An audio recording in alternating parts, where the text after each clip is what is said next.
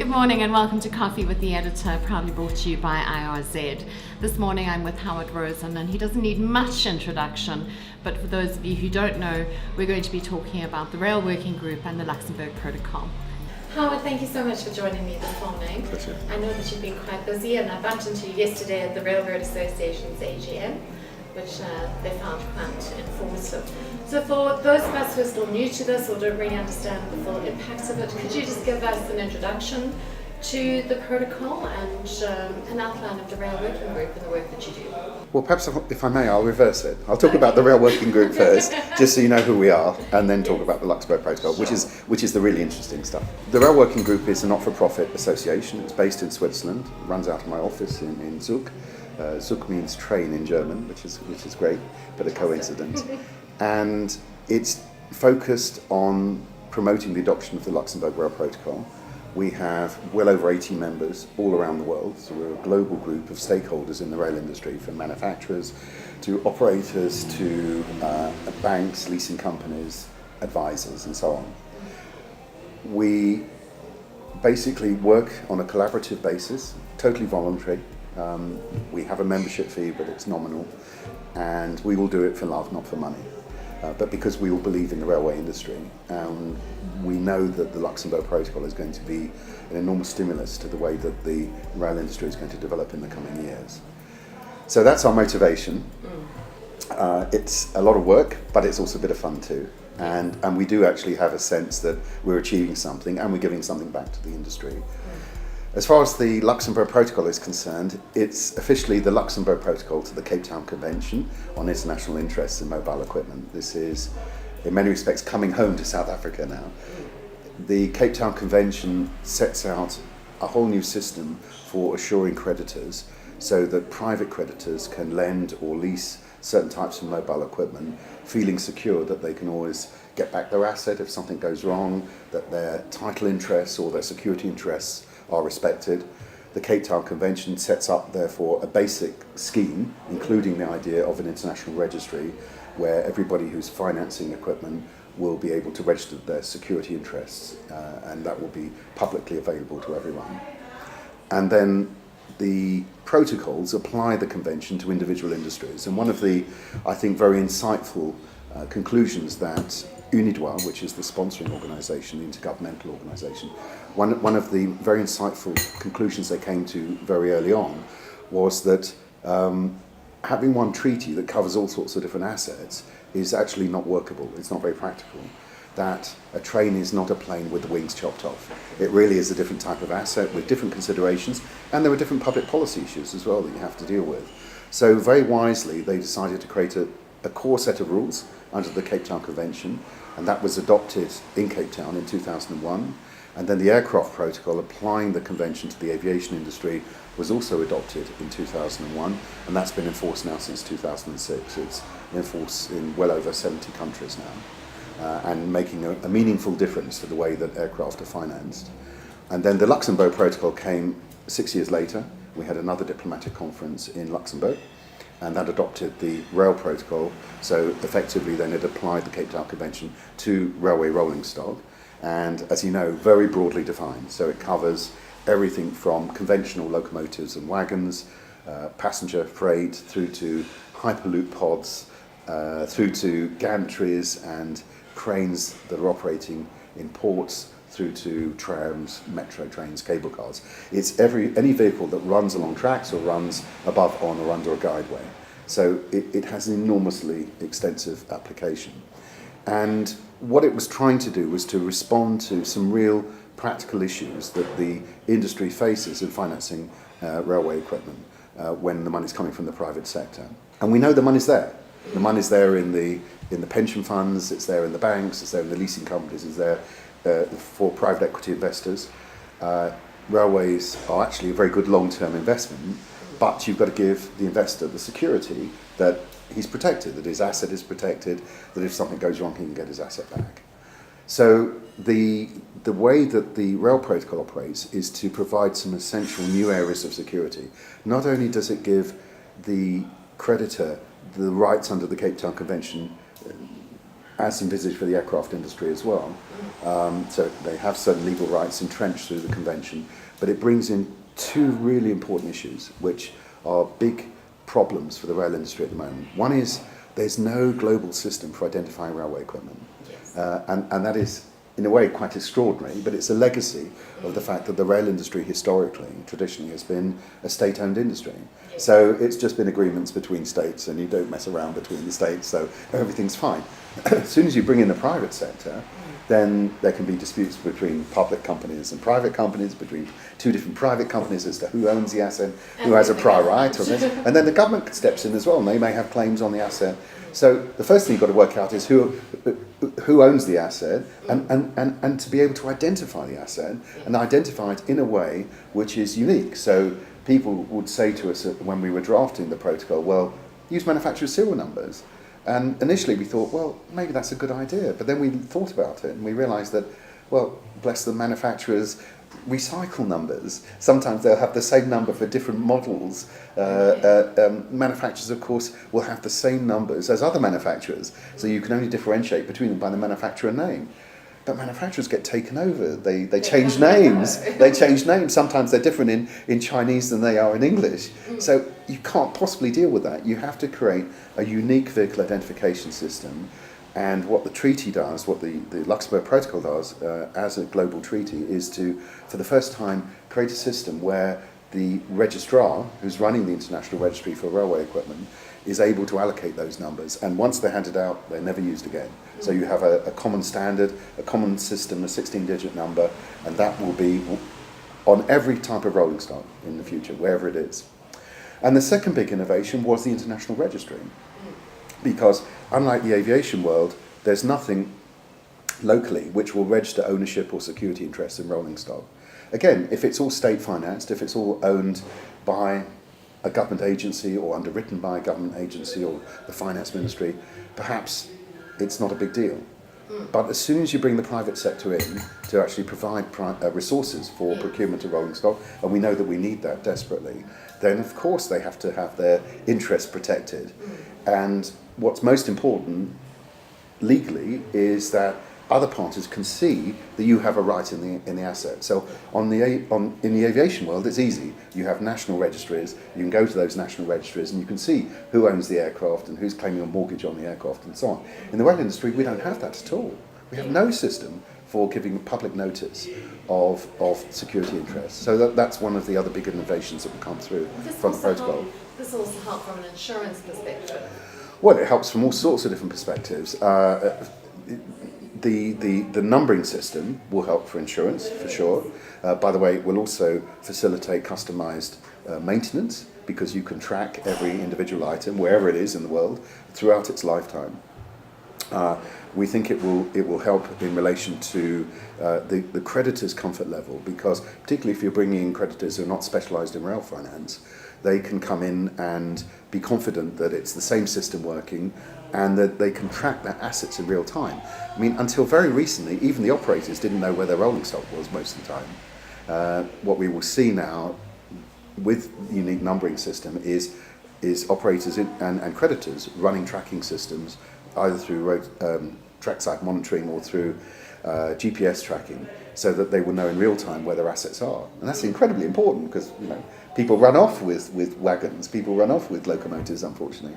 So that will have a great benefit there. There will be some indirect benefits. So, for example, one of the main lessors in Europe has had real problems with some of its rolling stock where it comes back damaged, and they don't know why.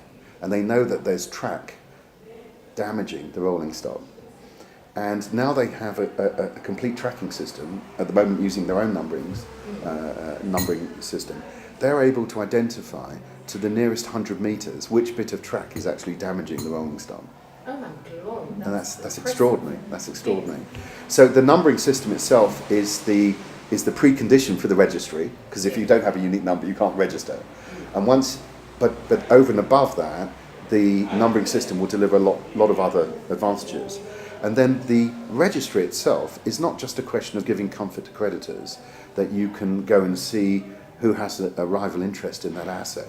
Of course, it makes it much easier to sell rolling stock, because people can check if anybody else has an interest in it.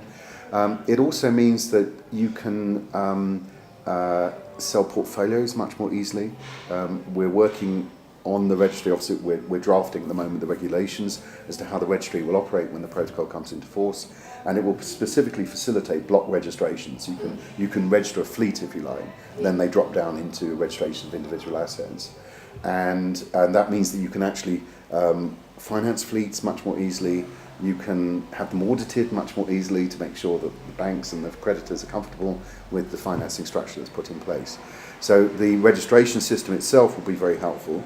And then lastly, in many countries, Switzerland is a case in point, as a matter of law, if I pledge an asset to you, I have to give it to you. Because if I don't, then the world is entitled to assume that it still belongs to me. And that's a problem, because if you're a railway company and you want to finance rolling stock, the last thing you're going to do is hand over the rolling stock to someone else. You want to keep it because you want to use it. So the way that you fix that, and as a matter of fact in Switzerland that is the way that they fix it, is that you create an exception if there's a public registry. Because then the world at large can see, or ought to be able to see, if they're negligent, that's their problem. But they are then capable of seeing that even though you possess the asset, you don't own it. So in Switzerland, for example, the introduction of a public registry will make a huge difference as a matter of Swiss law. It will actually create a much more secure position for the creditors over and above the general benefits that are given through the Cape Town Convention.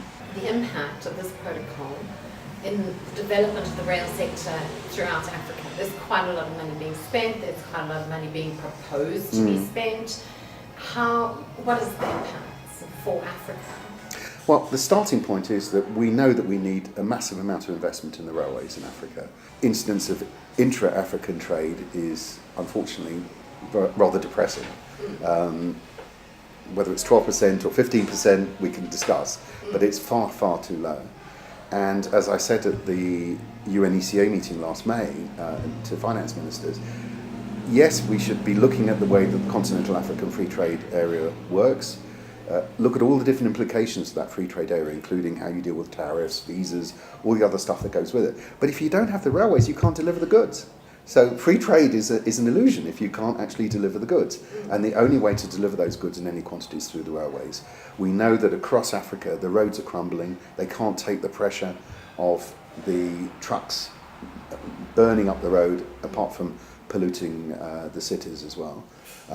In Senegal, for example, in this port of Dakar, there are 1,700 trucks going into the port every day. They can't take it. It's killing the port. So it's on a very practical level, it's constraining the way that African economies are developing, and of course it's stopping the regional integration of those economies, and even the continental integration. So we know that we've got to invest in railways. The problem is the money. There's not enough money. And even if there are soft loans being given by particular countries, or there's World Bank debt, or whatever it is, it's still debt. And governments in Africa are at risk now of incurring again too much debt, as they did in the 1990s, which then creates a vicious circle, because the cost of debt goes up, and that starts really impacting adversely the economies. So we have to find creative ways to bring the private sector in. As I said before, the money's there. Yeah. How you bring the private sector in to provide the cash in a way that it's cost effective, so it's not hugely expensive, because the private sector feel they're at heavy risk, and at the same time actually engaging them in the development of the rail system.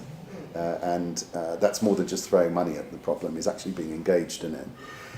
And what we're saying to governments all the time is that there is a government role, one way or another, in development of rail infrastructure. You can't avoid that.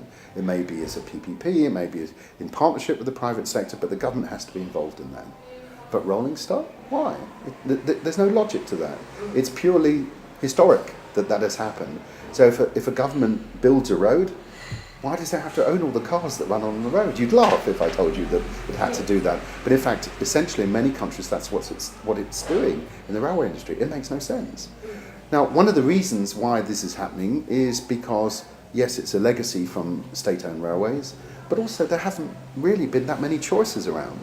The private sector hasn't been ready to lend into the African rail industry in terms of financing rolling stock without excellent AAA guarantees, either from the manufacturer or from a highly creditworthy state. So even a state guarantee across Africa from various African states, unfortunately, will not get you very far. Yeah. So that's why the Luxembourg Protocol is so important. It creates a new paradigm, to use the jargon. Yeah. It actually creates a system where you can say to the private sector, look, you get on with it. You provide the finance. You provide the different offers that operators can now have. So they're not stuck in a situation where they have to buy the rolling stock and take the money in from the treasury to do that. They can take operating leases. If you look at the aviation industry has boomed over the last 40 years because of operating leases, because firstly it meant that new people could come into the market, it lowered the barriers to entry, so it took away the problem of aviation being a very capital intensive business, but it also gave the operators huge flexibility, even state-owned operators, so they say, okay, I only need an operating lease for 10 years of these locomotives, and then I'll hand them back and I'll do something else. Or maybe I want to use a meter gauge system at the moment, and yes, I will evolve into a standard gauge system in the next 10 years, and then I can hand back the meter gauge rolling stock and then start taking on standard gauge rolling stock. Gives them huge flexibility. And even for the publicly owned railway operators, the fact that they're not tied to the treasury, that they get government money when the government says they can get it. They draw in private sector funds when they need it. Yeah. That's a liberating experience for them too. Absolutely. They have to get used to it, but it's a liberating experience. So what the protocol does is that it creates a new mechanism, not just for bringing capital into the rail industry, but actually giving people the ability to think differently as to how they use their assets. If you look at a company like Lufthansa has lots of money. It doesn't actually need to lease as much as it does in terms of actually being able to finance its aircraft. But it does so because it's come to the conclusion, rightly, that it's in the transport business. It's not in the asset management business. It doesn't need to put vast amounts of capital into aircraft when it can quite easily lease, I don't know, a 777 for 10 years or 15 years, and then it can hand it back and let someone else play with it.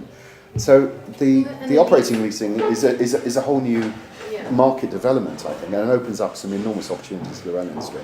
And the leasing environment also has a number of support systems around it, such as the maintenance and the components and everything else. So it's a far better way of doing business, I think. Oh, absolutely. Maintenance is very important because a lessor has a huge interest in making sure that the rolling stock is operating correctly, because at the end of the day it comes back to him.